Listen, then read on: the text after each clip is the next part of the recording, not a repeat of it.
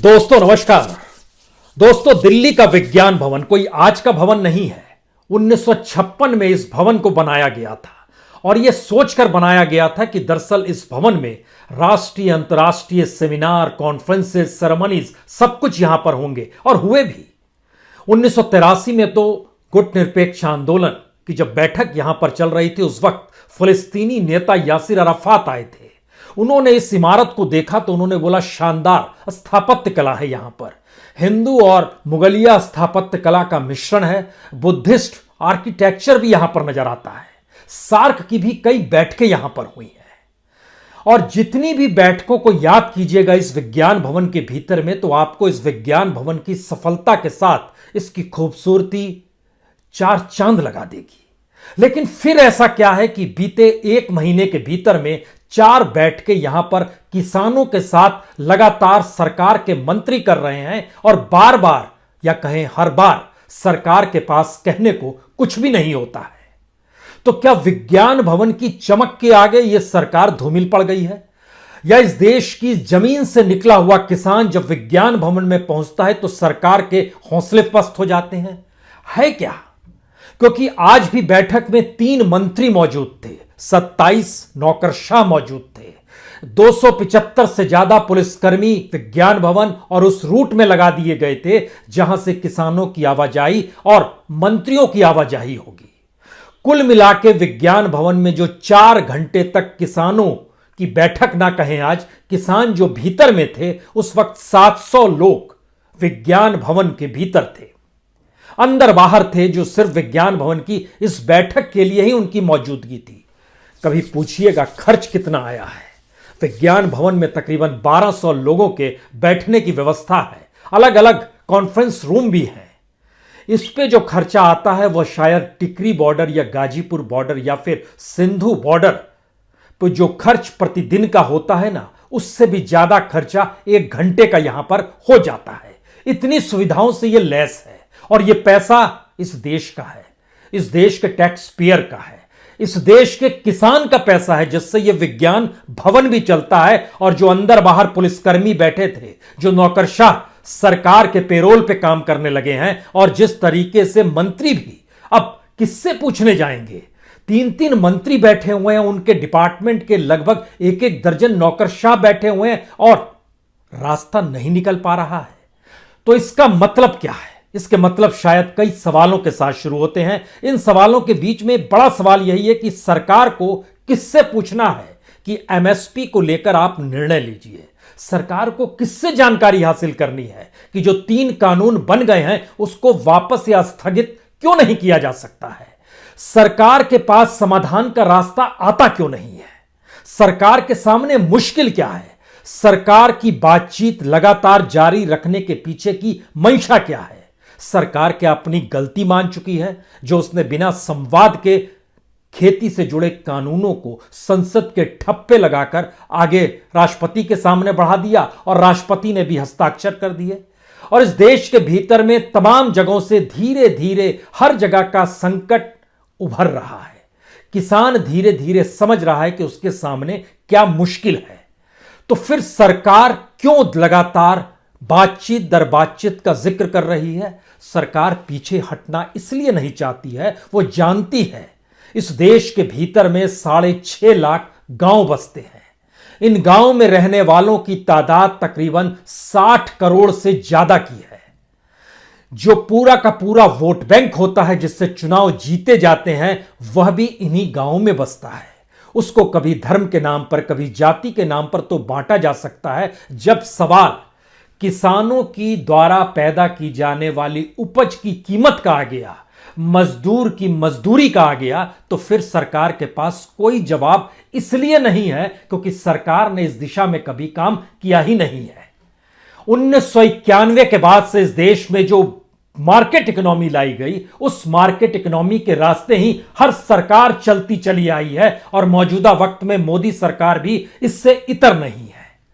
दुनिया के तमाम देशों ने मार्केट इकोनॉमी अपनाई है, दुनिया के तमाम देशों में एग्रीकल्चर रिफॉर्म हुआ है, लेकिन भारत में एग्रीकल्चर रिफॉर्म के नाम पर किस तरीके से पूंजीपतियों को मुनाफा थमाया जाता है, या कहें कॉरपोरेट वेलफेयर की सोच पॉलिसी के तहत कैसे काम करती है, यह सब कुछ हम लगातार आपको बताते आए हैं। लेकिन हमें लगता है कि आज कुछ ऐसे सवालों को उठाने की जरूरत है जब सरकार डेवलपमेंट कहती है, जब सरकार वेलफेयर स्कीम कहती है, जब सरकार अपने तौर पर इस बात का जिक्र करती है कि हम तो रिफॉर्म ला रहे हैं और दुनिया की दौड़ में भारत को आगे दर आगे ले जाना चाहते हैं।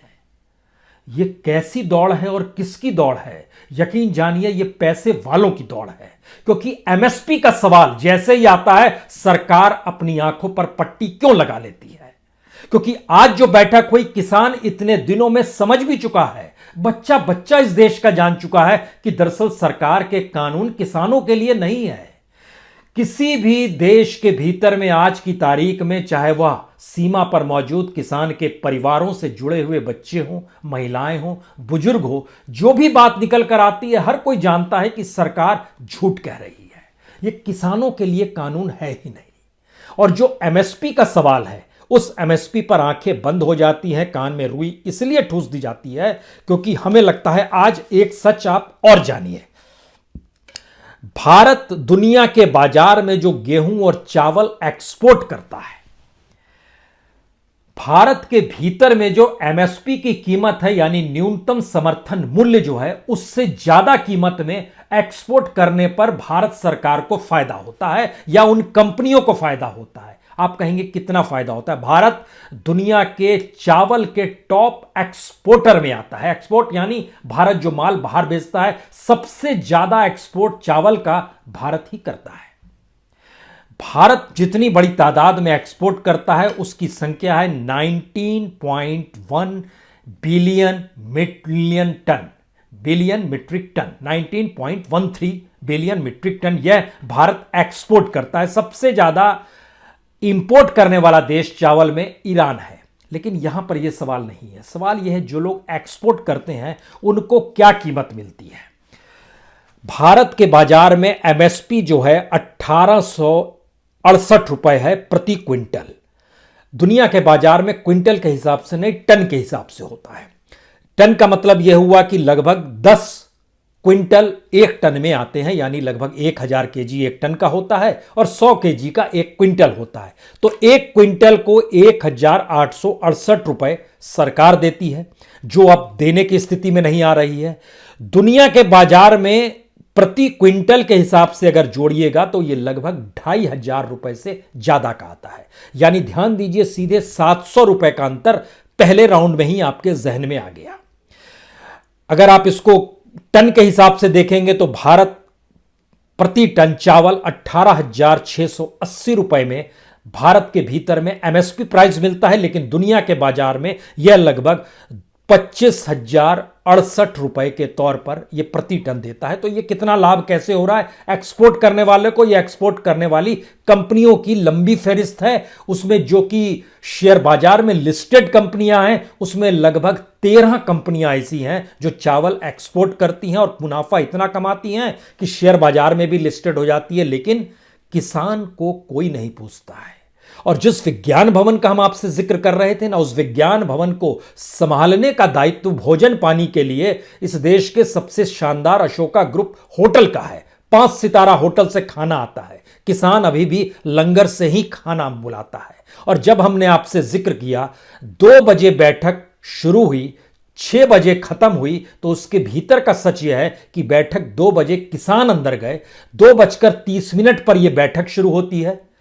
1 घंटे के बाद ही लगभग 3:35 पर लंच का ऐलान हो जाता है और उसी वक्त बातचीत लगभग खत्म हो जाती है। यानी सिर्फ 1 घंटे के भीतर ही किसानों ने मान लिया सरकार की मंशा मानने वाली नहीं है, क्योंकि 3:35 से लेकर 5:25 तक किसान लंच में ही मशगूल रहते हैं, आपस की गुफ्तगू में ही रहते हैं। और इस बार मंत्री लंगर के साथ नहीं थे, वो कह रहे थे कि खाना आया है आपके लिए, हमने मंगाया है। वो जाहिर है खाना अशोका होटल से आया होगा, बड़ा शानदार होटल है, 5 सितारा होटल है। किसानों ने इनकार कर दिया। यह जो खर्चा होता है, यह खर्चा किसानों के नाम पर और बैठकों के नाम पर। याद कीजिए अटल बिहारी वाजपेयी जी के जयंती के मौके पर देश भर के हिस्सों में तमाम कैबिनेट मिनिस्टर्स गए थे, हर जगह सभा कर रहे थे। मन की बात प्रधानमंत्री का थे, कितना खर्च आया उस खर्चे का भी हमने जिक्र किया है। यानी इस देश में किसानों को देने के लिए नहीं है तो फिर जिसे देने के लिए है वो कौन लोग हैं? क्या उनसे इजाजत चाहिए या भारत की इकोनॉमी ही उस पर जाकर टिक गई है? अब यह भी समझना होगा। लेकिन इससे पहले आइए, दुनिया के 103 देश जो चावल उपजाते हैं उसमें भारत का नंबर, अपने देश के भीतर में चावल की खरीद जो अंतर्राष्ट्रीय तौर पर जिसको डॉलर के प्रति मापा जाता है, भारत का नंबर नीचे से चौथा। सोचिए, भारत में चावल सबसे सस्ता मिलता है। अगर अंतर्राष्ट्रीय बाजार से तुलना करें तो 52.58 रुपए खुले बाजार में चावल है, यानी $0.72। भारत के नीचे 3 देश और हैं, उसमें एक नेपाल है, एक बांग्लादेश है, एक श्रीलंका है। सबसे सस्ता श्रीलंका में चावल है, अंतर्राष्ट्रीय मूल्यों के हिसाब से $43.81। बांग्लादेश और नेपाल में $49.66 और भारत में $52.58। अब यहां से निकलिए कि जिस कानून के जरिए सरकार जिक्र कर रही है कि हम एग्रीकल्चर रिफॉर्म कर रहे हैं, तो दुनिया के तमाम देशों ने एग्रीकल्चर रिफॉर्म किया है, लेकिन दुनिया के तमाम देशों ने किसानों को वो कीमत दी है और इसीलिए वहां पर अनाज भी महंगा हो जाता है कंज्यूमर के सामने और वहां पर किसानों की स्थिति भी अच्छी हो जाती है और उस देश का सोशल इंडेक्स भी ऊपर आ जाता है। यानी प्रति व्यक्ति आय अगर जापान की भारत की तुलना में कई गुना ज्यादा है तो उसका एक सच वहां के एग्रीकल्चरिस्ट को, जो किसान है, उनको मिलने वाली कीमत भी है, क्योंकि दुनिया में सबसे महंगा चावल जो है वह जापान में ही है, $361.47 प्रति केजी। लेकिन वहां के किसानों की प्रति आय जो है वो 10,000 रुपए से ज्यादा है, जो कि भारत के भीतर में जब उसको आप महीने में कन्वर्ट करते चले जाते हैं तो उसकी स्थिति कितनी बनती है? सोचिए, 3,000, 4,000? जी नहीं, स्थिति और नाजुक है। खुद माना गया है कि इस देश के भीतर में 17 राज्य ऐसे हैं, गवर्नमेंट की इकोनॉमिक सर्वे में कहा गया कि 20,000 रुपए साल की कमाई होते हैं 17 राज्यों में, और जापान जैसे राज्य में प्रति किसान की जो आय है वह आय है लगभग 19,695 रुपए। और इसी तुलना में जब दुनिया के तमाम देशों में आइएगा, जैसे आप साउथ कोरिया में चावल 309 रुपए 62 पैसे प्रति केजी है, लेकिन वहां के किसानों की आय जो है वह प्रति किसान आय जो आप देखना शुरू कीजिएगा, अमेरिका के किसानों की प्रति आय देखना शुरू कीजिएगा, कनाडा में सबसे ज्यादा सिख वहां पर पहुंचे हुए हैं, वहां पर 214 रुपए 69 पैसे प्रति केजी चावल मिलता है। भारत में हमने आपको जानकारी शुरू में दे दी 52 रुपए। ऑस्ट्रेलिया में 154 रुपए 81 पैसे मिलता है। ये एक लंबी फहरिस्त है। टॉप 5 देश हैं Japan, south Korea, America, Canada, Australia. यहां पर किसानों की जो प्रति महीने की जो आय है वह एट पार लगभग 15,000 के ऊपर की है प्रति महीने की आय। ये सबसे न्यूनतम की स्थिति बना रहे हैं, जिसमें वहां के मजदूरों को भी हम जोड़ रहे हैं। यह भी थोड़ा जहन में रखना चाहिए। और ये सिर्फ उन किसानों का जिक्र कर रहे हैं जो खेती करते हैं, जिनके पास जमीन है, जो कमाते हैं, वो फिर अलग के हिस्से में आते हैं। लेकिन भारत, नेपाल, बांग्लादेश, श्रीलंका, पाकिस्तान में भी भारत से ज्यादा किसान की स्थिति बेहतर है और भारत से ज्यादा वहां पर चावल की कीमत भी है। दुनिया के बाजार में जब आप प्रति व्यक्ति आय में आएंगे और सिर्फ किसानों को अलग कर देंगे तो भारत सबसे ज्यादा लगभग 18% किसानों को उठाए हुए है। और भारत के भीतर में किसानों की स्थिति दुनिया के 100 देशों में सबसे नीचे की है। हम एमएसपी क्यों नहीं दे पाते हैं? इसलिए नहीं दे पाते हैं क्योंकि हम उस अनाज को सस्ते में लेकर, जो कॉरपोरेट सेक्टर है, जो एग्रीकल्चर को अपने मुनाफे के लिए अपनी इंडस्ट्री को खोलकर बनाना चाहता है, उसको मुनाफा देते हुए उसके जरिए भारत की इकोनॉमी को हम डेवलप करना चाहते हैं। क्योंकि हमारी इकोनॉमी का बड़ा हिस्सा पॉलिटिकल इकोनॉमी है, जो पॉलिटिकल तौर से पार्टियों के पास आता है, सत्ता के पास आता है। और इस देश के भीतर में, इससे पहले क्या आप जानते थे इस देश का एग्रीकल्चर मिनिस्टर कौन है? किसानों का आंदोलन ना होता तो इस देश के बच्चे बच्चे के जुबान पे नरेंद्र तोमर जी का नाम नहीं आता। नहीं कोई जानता है कि वो एग्रीकल्चर मिनिस्टर हैं। क्या आप जानते हैं कि इन 3 मंत्रियों में एक तीसरा मंत्री कौन था? एक तो पीयूष गोयल जी को हर कोई इसलिए जानता है क्योंकि वो रेलवे मंत्री भी रहे हैं। कॉमर्स मिनिस्ट्री से काम नहीं चलता, रेलवे मिनिस्टर रहे हुए हैं तो लोग जान जाते हैं। लेकिन क्या आप जानते हैं कि जो तीसरे मिनिस्टर हैं वो कौन है? आप जवाब दीजिएगा, आज हम बताएंगे नहीं। वो तीसरे मिनिस्टर कौन है सोच के देखिएगा। 3 मंत्री जो बैठक में बैठे हुए थे। अगर यह स्थिति है तब इस देश के भीतर में जो 100 देश चावल और गेहूं उपजाते हैं उनकी तुलना जब हम करना शुरू करते हैं तो एवरेज भारत के भीतर में जो एमएसपी है उससे एवरेज लगभग 450 रुपए से लेकर लगभग 1200 रुपए तक ज्यादा पैसा उन किसानों को मिलता है जो किसान अनाज उपजाते हैं। तो इसके मतलब क्या है? इसके मतलब बहुत साफ है कि हमारे यहां अनाज इतना ज्यादा होता है, उस ज्यादा अनाज की उपयोगिता हम उस इंडस्ट्री और कॉरपोरेट के हाथ में ही देना चाहते हैं जो कि इकोनॉमी को लगातार रोल करते हुए आगे ले जाए। सरकार की मुश्किल यह है कि दरअसल उस इकोनॉमी पर अगर रोक लग गई तो इस देश की जो जीडीपी 5 ट्रिलियन का सपना देखा गया, बीते दिनों 3 ट्रिलियन, इस वक्त तो लगभग 2.5 ट्रिलियन पर हम लोग आकर खड़े हो गए, 2.74 ट्रिलियन हो गया है, वो लगातार ना सिर्फ घट जाएगा बल्कि ढह के वाकई भारत की अर्थव्यवस्था गिर जाएगी अगर किसान इस बात को, इसीलिए किसानों से बातचीत जारी रखनी है और खुद को किसान का बताना है। किसान को बताने के लिए ये जिक्र करते हैं हम किसान सम्मान निधि देते हैं, जो कि हमने आपसे जिक्र किया है। वो प्रतिदिन का 50 रुपया भी नहीं होता है प्रति परिवार। यह स्थिति इस देश के किसान सम्मान निधि की है। दूसरी स्थिति, जो सब्सिडी देते हैं और जिन क्षेत्रों में सब्सिडी देते हैं, चाहे वो बीज पर हो, चाहे वो खाद पर सब्सिडी हो, चाहे वो इक्विपमेंट्स की जीएसटी पर सब्सिडी हो, या फिर जो सिंचाई व्यवस्था लागू करने के लिए जो सरकार कहती है हमने बजट में इतना पैसा दे दिया, उस पूरे की पूरे हिस्से को अगर आप जोड़ते हैं तो उसकी तुलना में लगभग 1000 गुना profit seed company, fertiliser company, insurance company, equipment company सभी कमाती है। तो ये सब्सिडी किसको दी जा रही है? ये तो वेलफेयर है उन कंपनी और कॉरपोरेट्स का। तो इसका मतलब है कि भारत की अर्थव्यवस्था में जो मार्केट इकोनॉमी अपनाई गई, वो मार्केट इकोनॉमी किसानों के लिए थी ही नहीं। वो मार्केट इकोनॉमी इस देश के कैपिटलिस्ट पूंजीपति जिनके हाथ में पैसा है, जो कॉरपोरेट चलाते हैं, जो इंडस्ट्री चलाते हैं, जो दुनिया के बाजार में एक्सपोर्ट इंपोर्ट का धंधा करते हैं, उनके लिए ये पूरी मार्केट इकोनॉमी थी।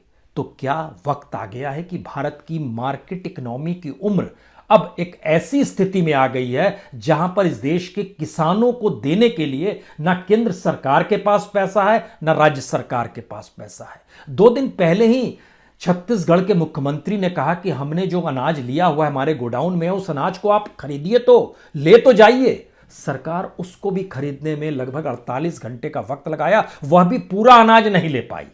47 मीट्रिक टन ही ले पाई, जो कि लगभग 60+ मीट्रिक टन लेना था, वो नहीं ले पाई। इसका मतलब क्या है?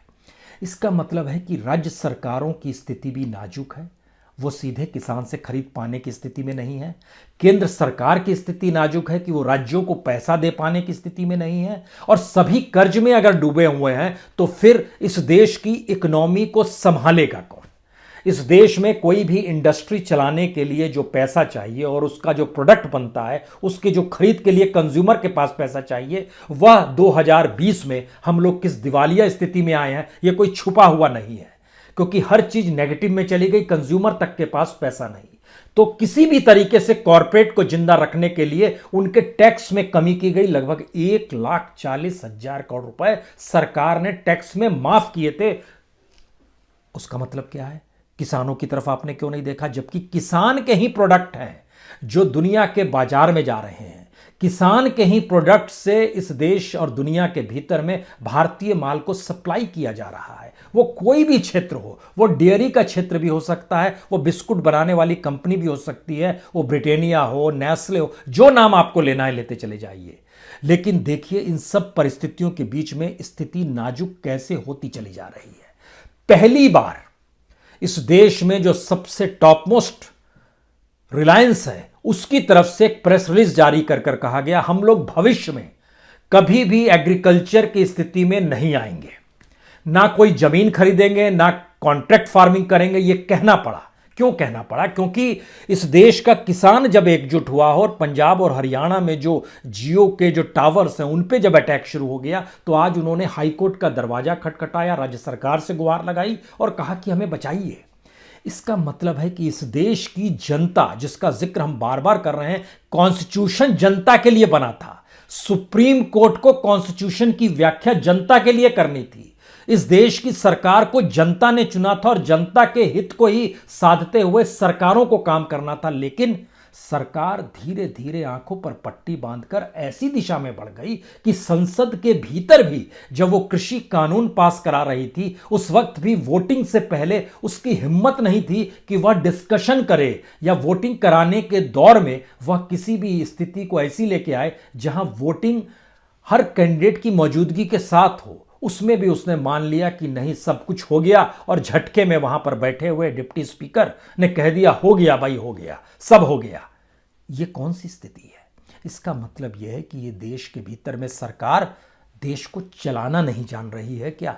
ये सबसे बड़ी स्थिति है। और जब हम आपसे ये बात करते हैं तो हमको लगता है कि बाकी स्थितियों को किसान को इसलिए समझना चाहिए क्योंकि किसान कल भी, जब 8 तारीख को भी अगली बैठक है, उसमें भी जब शरीक होंगे तो उनके जहन में फिर वो सवाल सरकार के आश्वासन का होगा, भरोसा का होगा, लिखित तौर पर दे देते हैं एमएसपी को लेकर, ये बातें आएंगी। काम इससे इसलिए नहीं चलेगा क्योंकि सरकार अपने फ्रंट पे कितनी फेल है। जहां पर एग्रीकल्चर को थोड़ी देर के लिए आप भूल जाइए, सरकार अपने तौर पर जब फेल हो जाती है तो वो अपनी बचाव के लिए क्या क्या रास्ते अपनाती है, इसका सबसे बेहतरीन उदाहरण तो पीएमओ ही हो सकता है। पीएमओ का मतलब प्रधानमंत्री ऑफिस, क्योंकि प्रधानमंत्री ऑफिस ने इस बीच में क्या किया, कहा कि हम लगभग 50 की प्रोजेक्ट जो है इस देश को, उसकी मॉनिटरिंग हम करेंगे। और वह लगभग 26 करोड़ के ऊपर के जो प्रोजेक्ट्स हैं उसमें खास तौर से जैसे Mumbai Ahmedabad bullet train project है, 4 धाम रोड कनेक्टिविटी है, दिल्ली मेरठ एक्सप्रेसवे है, या फिर इसके अलावा आइए जेएनपीटी टर्मिनल है मुंबई में जो बनने वाला है, या फिर लगभग 1200 किलोमीटर का जो पारादीप हैदराबाद का जो प्रोडक्ट जो पाइपलाइन बचने वाली है उसको लेकर सरकार ये पीएमओ क्यों कर रहा है? जो प्रोजेक्ट पूरे होने वाले हैं या जिन प्रोजेक्ट्स पर पैसा आने वाला है, पीएमओ उस दिशा में चला गया, उसने 50 प्रोजेक्ट उठा लिए। क्योंकि इस देश के भीतर का सच ये है कि सरकार ने सत्ता में आने से पहले, याद कीजिए, 60 महीने मांगे थे। 2014 में जब देश के प्रधानमंत्री बनने के लिए नरेंद्र मोदी चुनाव प्रचार कर रहे थे तो क्या कहते थे? 60 महीने हमें दे दीजिए। और इस देश का मौजूदा सच यह है कि इस देश के भीतर में लगभग 120 प्रोजेक्ट ऐसे हैं जिनको आने वाले 60 महीनों में भी पूरा नहीं किया जा सकेगा। यानी आप प्रोजेक्ट दर प्रोजेक्ट ऐलान कर रहे हैं और आप पूरा करने की स्थिति में नहीं है। लगभग 162 प्रोजेक्ट ऐसे हैं जिसमें 3 से 5 साल का वक्त लगेगा, और यानी वो 2025 से पहले पूरा नहीं हो पाएगा अगर 3 से 5 साल के भीतर में ला रहे हैं। और 120 प्रोजेक्ट तो ऐसे हैं जो कि 2025 के बाद पूरे होंगे। 134 प्रोजेक्ट ऐसे हैं जिनमें अभी भी लगभग 13 से 24 महीने लगेंगे।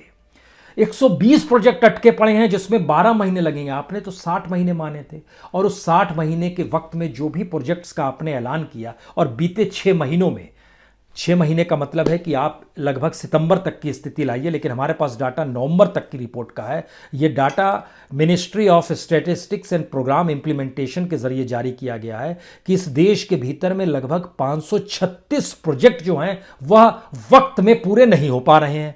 सवाल है, वह प्रोजेक्ट वक्त में पूरा नहीं हो पा रहा, ये सवाल नहीं है। सवाल है उस पर आने वाला जो खर्चा था वो खर्चा बढ़ जाएगा। और दूसरा सवाल है, ये प्रोजेक्ट क्यों नहीं पूरे हो पा रहे हैं? इन प्रोजेक्ट नहीं पूरे होने की वजह से जान लीजिए, सबसे बड़ी स्थिति है फंड की कमी है, पैसा नहीं है। दूसरी है जो भूमि अधिग्रहण किया गया उसका मुआवजा नहीं दिया दे सके तो फिर वो भूमि अधिग्रहण भी नहीं हो पा रहा है। तीसरी स्थिति है जो मजदूरों की कमी आई है, सिविल वर्क बेहद धीरे चल रहा है, वजह फंड नहीं है। जी, यह सबसे बड़ी वजहें हैं कि सरकार अपने ही प्रोजेक्ट को पूरा नहीं कर पा रही है। और इन सभी प्रोजेक्ट की कीमत जो थी वह अगर पूरी होती तो वह तकरीबन 21 लाख करोड़ में पूरी होती, लेकिन आज की तारीख में वह लगभग 25.5 लाख करोड़ हो गया है, यानी लगभग 4.5 लाख करोड़ का इजाफा उसमें भी हो गया है। यानी मिसमैनेजमेंट है, बद इंतजामी है, सिस्टम को नहीं समझ पाने की परिस्थितियां हैं, इकोनॉमी की समझ नहीं है, और ऐसे सब में बीच में कृषि सुधार के नाम पर 3 कानून ले गया है, तो किसान क्या करेगा। और आखिरी बात, किसान की मौत खुदकुशी करते हुए इस देश के भीतर में लगभग हर दूसरे या तीसरे घंटे में होती रही है। यह बीते 10 बरस का सच है।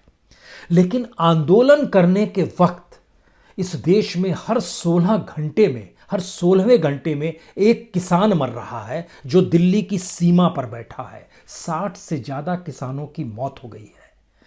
इससे स्थिति ज्यादा विकट कुछ हो नहीं सकती है, क्योंकि ये सारी परिस्थितियां बतलाती हैं कि इस देश के भीतर में जिवटता संघर्ष करने की तो जबरदस्त है, लेकिन इस देश के भीतर में गवर्नेंस को चलाने और लोगों से अपनी संवेदनाओं को जोड़ना या फिर कोई सरोकार भी रख पाना शायद इस सरकार के हिस्से में नहीं आता है। तो क्या ऐसे में 8 जनवरी की बैठक, उसके बाद 12 जनवरी, उसके बाद 26 जनवरी आ जाएगी, उसके बाद गणतंत्र बना था भारत। गणतंत्र का मतलब यह है हमारा अपना संविधान है, और उसी संविधान में तो हक का जिक्र है। वो किसानों के हक का जिक्र है, मजदूरों के हक का जिक्र है, एक आम नागरिक के हक की जरूरत है। तो आखिरी सवाल, सुप्रीम कोर्ट क्या 26 जनवरी को इस देश के संविधान को पलटेगी, उसकी धाराओं को देखेगी और जरा सोचने की कोशिश करेगी कि अगर कोई देश में इस तरीके से संविधान में लिखी गई परिस्थितियों को ही लागू करा पाने में स्टेट विफल है, सरकार विफल है, तो उसको क्या करना चाहिए? क्या सुप्रीम कोर्ट 26 जनवरी को देखेगी? देखना तो चाहिए, करना भी चाहिए, लेकिन बैठक दर बैठक का मतलब यह है सरकार भी जान रही है वह बैठक तोड़ नहीं सकती है। किसान भी जान रहे हैं कि जिंदगी के भीतर में आने वाले वक्त में अगर चीजों को इस देश के भीतर बनाए रखना है तो इस सरकार के भरोसे नहीं रहा जा सकता है। सरकारें आती जाती रहेंगी, लेकिन इस देश में सिस्टम जो है, इस देश की किसानी और जमीन से जुड़कर आत्मनिर्भरता का नारा लगे तो अच्छा होगा। हवा में नारा लगे तो शायद वो हवा हवाई होगा। बहुत बहुत शुक्रिया, बहुत बहुत शुक्रिया।